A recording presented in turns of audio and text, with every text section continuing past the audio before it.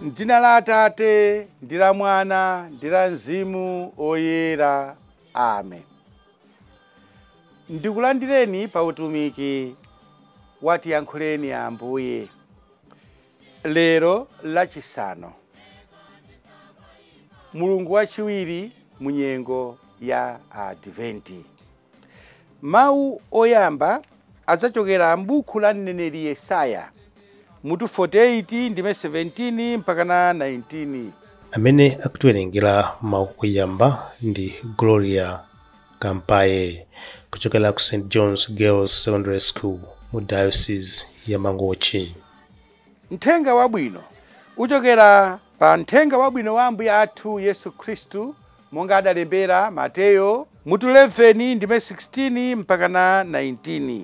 Amene akutiwerengera mawu a mthenga woyera komanso kutikewera mawu ndi Reverend Father Joseph Kimo, a director a Radio Maria Malawi. Mawu oyamba. Mawu a m'buku la mprofeti Yesaya.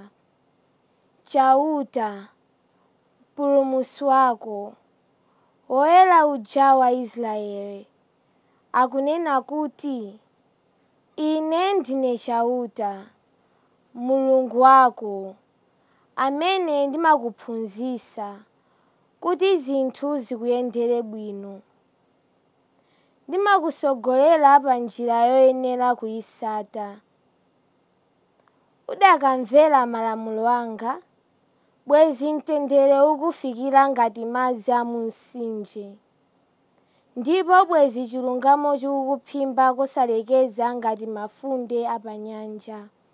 Ana ako sakadachuluka ngati mchenga, ndipo zidzukulu zako ngati fumbi. Dzina lako silikadachotsedwa pamaso panga, silikadafafanizika konse. Mawu a Ambuye. Ambuye akhale nanu. Mawu a mthenga woyera monga adalembera Mateyo. Mateyo mutu 11 ndime 16 mpaka 19. Pa nthawi yomweyo Yesu adati, kaya anthu amakonowa ndingawafanizire ndi chiyani?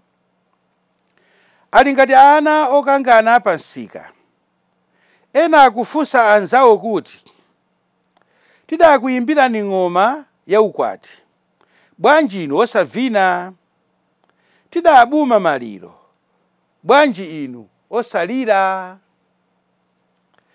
Paja Yohane M'batizi atabwera, ankasala zakudya ndi zakumwa, anthu nkumati adagwidwa ndi mzimu woyipa. Mwana wa munthu adabwera, nkumadya ndi kumwa ndithu, anthu amvekere, tamuonani, munthuyu ndi wadyera, chidakwa, ndiponso bwenzi la anthu amsonkho ndi anthu osasamala malamulo. Komabe chilungamo cha nzeru za Mulungu chimatsimikizika ndi zochita zake. Mthenga wa Ambuye. Ulemu kwa inu Ambuye Yesu Khristu. Mawu oyamba amene tawerenga ochokera m'buku la mneneri Yesaya. Mfundo imene yakula mmenemu ndi yakuti inuyo ndine tisadalire munthu, tisadalire zinthu, kapena chuma chathu, kapena ulemerero wathu, kapena udindo wathu. Kuti munthu, zinthu ndi zimene zingathe kutibweretsera mtendere weni chimwemwe chosefukira sindikukana zitha kutithandiza, koma titsimikize ichi kuti mtendere weni chimwemwe sheni chimafumira mwa Mulungu. Apo ndiye palibe kuchotsera, tifune tisafune. Cho chimwe chidule Yesaya akwauza ana a Israeli kuti mtendere weni tu simungakaupeze kwina kulikonse koma kwa ine. Mukandimvera ine, mukamvera malamulo anga, mukatsatira maphunzitso anga, ana anu, zidzukulu zanu, onse akayenda m'mapazi amene wawo azakhala anthu amtendere. Ndipo ichi ndichoona. Ena mwa inu mutha kundivomereza kuti tinakhumudwitsidwa ndi anthu amene timadalira, anthu amene tinateteza, anthu amene tinaphunzitsa, anthu amene tinachotsa mu mphawi wina wake, anthu amene tinachotsa mavuto ena ake, anthu amene tinawathandiza kuti apeze ntchito, anthu amene tinathandiza kuti akhale pabwino, anthu amene tinathandiza kuti apeze chithandizo chakuchira kaya kuchipatala. Pambuyo pake ndi amene amazazungulira nkuti khapa, nkuti baya, nkuti chitira chipongwe. Chifukwa chakachewa anati nasi ndi nkhondo. Ife chawo timati munthu jakogoya bola kanyama kakuitinji, munthu ndiopsa bola nyama yakuchire. Kuti potero tikufuna kuti tinene kuti anthu onse ndoyipa, ayi. Koma ife tomwe timaona kuti iwo amene timadalira kwambiri, kaya chuma chimene ife timachidalira kwambiri kuti ineyo ndiye basi ndilopambana chifukwa chakuti ndili ndi zakuti, kaya udindo umene maudalira kwambiri kuti ine ndine wopambana chifukwa chakuti ndili pa mpando wakuti, timaona mmene zinthu zimatembenukira, timaona mmene zinthu zimasinthira, kuti zonse izi nzodutsa. Khangati kuti mumtengo wina akukwera mbali iyi, wina akutsika mbali iyi. Augustino Woyera ali ndi mawu amene ndimakonda, ino amene mwina mumalandira kapena ma email anga, kapena amene mumalandira kusinkhasinkha kwa mawu a la Mulungu lililonse timatumiza loweruka, kapena nthawi zina nkhale lolemba. Mmaona kuti pansi ndimalemba pa Chingerezi mawu a Augustino Woyera. Ndimatanthauziraso pa Chichewa mawu ake ndi akuti, Oh Lord, you created us for yourself, and our hearts are restless until they rest in thee. O Ambuye, inu mudatilenga chifukwa cha inu nokha, ndipo mitima yathu ili yosakhazikika mpaka itakhazikika mwa inu. Bambo Augustine Kaliwa anaimba nyimbo yokoma ndimayikonda kwambiri. Pokapo ine sinodza kuimba, ndiye sindifuna kuti ndizichitise manyazi ndiimbe ngati bembelezi. Bambo Kaliwo ali ndi mphatso. Bambo Kaliwu usati Kaliwo. Bambo Kaliwu, Augustine Kaliwu amene ali ku Italy akuphunzira za mayimbidwe, anaimba ndithu nyimbo imeneyo kuti mitima yathu ili yosakhazikika. Timaganiza kuti ndikapeza icho ndiye ndikhala ndi mtendere, ndikapeza icho ndikhala ndi mtendere, ndikakhala pa udindo uwo ndizakhala wokondwa. Koma potsirizira tikuona kuti titapeza zonsezo mtima sukukhuta, monga ananena akulu, mtima sukukhuta, tikufuna bezina. Iniyo mukayang'ane pa listi la anthu amene anagwidwa pa mulandu wa Cashgate, simukapeza posauka. Kuti mukanena kuti mkulu anasaukitsitsa chifukwa chake anaba ndalama za boma. Mukayang'anisise pa listi kaya ku Anti-Corruption Bureau ya anthu amene achita zachinyengo, simukapezapo anthu osauka, mukapezapo anthu olemera kuti ali nazo zambiri, komanso akufuna zambiri, akufuna. Aroma ananena kuti chuma chili ngati madzi anchere. Ukamamwa madzi anchere ambiri, pamenenso ludzu lambiriso limabwera kuti umwe. Choncho ndi Mulungu yekha. Yesaya akuwauza ana a Israeli, ine ndine chauta Mulungu wako amene ndimakuphunzitsa kuti zinthu zikuyendere bwino. Mthenga wabwino mwachidule tinganene kuti phunziro lake ndi lakuti nkovuta kukondweretsa munthu aliyense. Tidziwe chimenechi. Nkovuta pa dziko lapansi pano. Nkovuta kukondweretsa munthu aliyense. Ndipo iweyo ukayesetsa kuti ndakondweretsawo,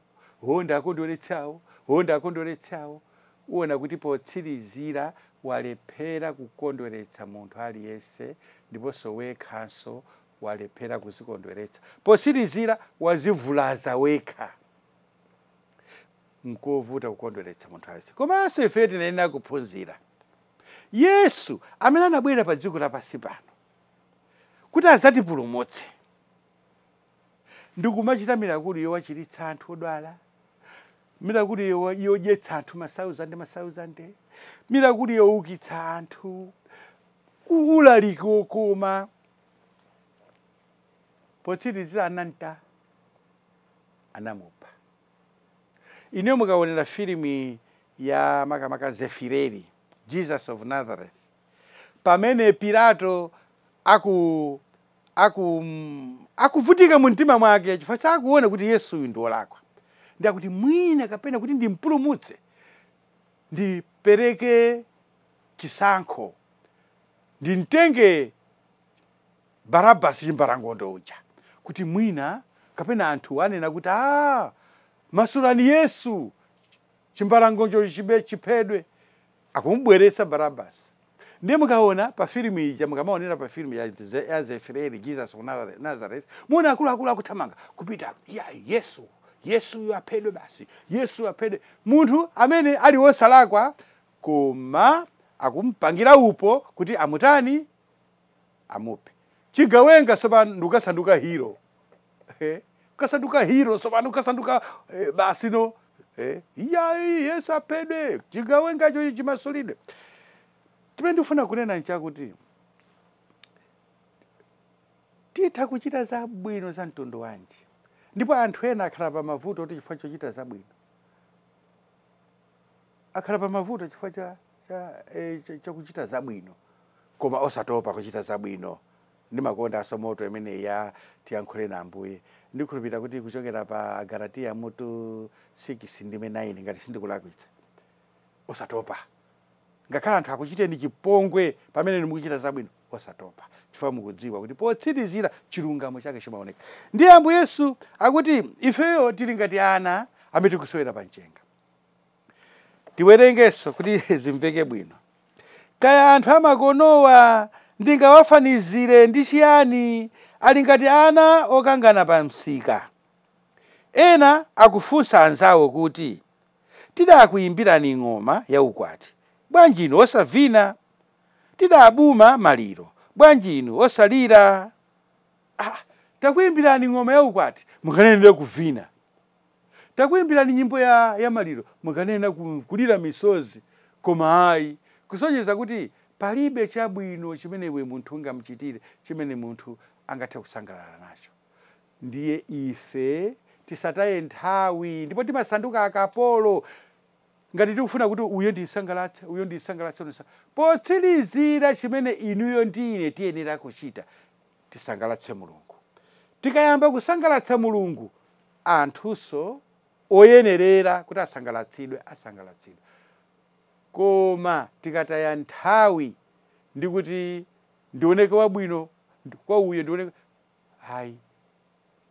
ndioneke wabwino kwa Mulungu. Chifukwa Yesu yemwe atiuza apa kuti Yohane Mbatizi adabwera, ankasala zakudya ndi zakumwa, anthu kumati adagwidwa ndi mzimu oyipa.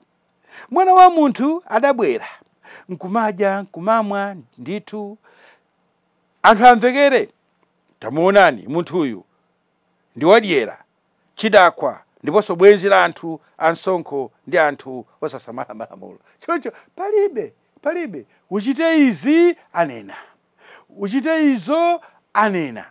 Ndiye chifukwa chake ena pofuna kuwayankha amangolemba pa grocery, asiyeni anene atopa okha. Asiyeni zimauza zikulu kuti grocery asiyeni anene atopa okha. Ndoti munthu amene anatopa tiyeni pa nthawi ya advent ino tiyesetse kukondweretsa Mulungu, ndipo tiyesetse kuchita malingana ndi kuthekera kwathu zimene ife tingathe kuchita, zabwino zimene tingathe kuachitira anthu, ndiponso chikhulupiriro chimene ifeyo tingathe kuchipereka kwa Mulungu popanda kuyembekezera kuti akuti ndi andiyimbira m'manja, akuti ndi andifukiza. Ayi, chifukwa Ambuye Yesu mwini adanena kuti ife anthu amakono ndife anthu ovuta, chifukwa iye mwini analephera kuwakondweretsa. Ifenso sitingathe kukondweretsa aliyense pa dziko lapansi pano. Amen. Lekani kutita mata mwazani mitima yanu Hawe Afrika Ambuye Yesu kukwela Lekani Lekani sakwa ipa mukale ni moyo Atamada sungwana Atatendi amaya